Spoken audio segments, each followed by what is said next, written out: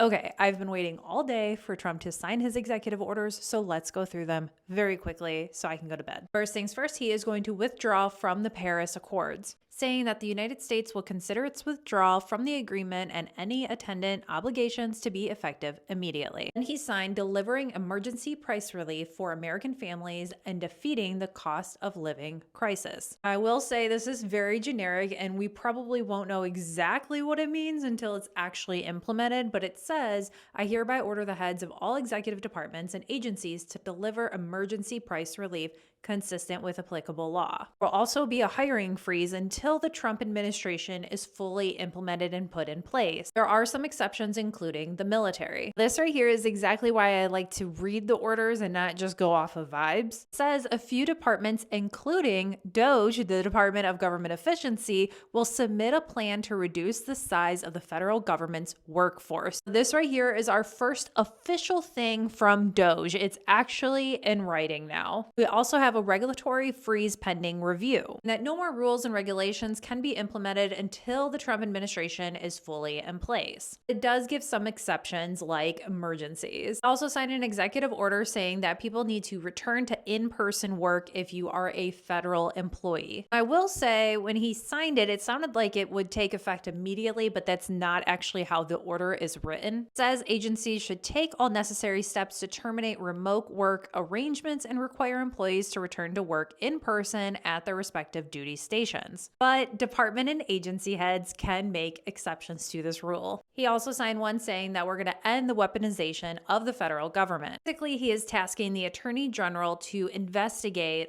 everything that's happened to see if there was any weaponization, and if there was, to make recommendations for appropriate remedial actions. And probably my favorite for the day, restoring freedom of speech and ending federal censorship. It is the policy of the United States to secure the right of the American people to engage in constitutionally protected speech. And it says that the federal government cannot hinder that. Thought the First Amendment was, good enough, but I guess we needed an executive order to really seal the deal. It also rescinded 78 of Biden's executive orders and pardoned, I believe it was about 1,500 people for events that took place on January 6th. He also signed an executive order about TikTok as he was answering questions from the press, which I thought was hilarious because I had never seen Biden do that before. This order says that for 75 days, his administration is not going to enforce the TikTok ban. In the meantime, he's going to try to cut a deal with TikTok to keep it open permanently. And finally, he is going to withdraw the United States from the World Health Organization. Thank you so much for watching. Let me know your thoughts and feelings about all of these, and please make sure you're following me for more because as they come out this week, I am going to report on them.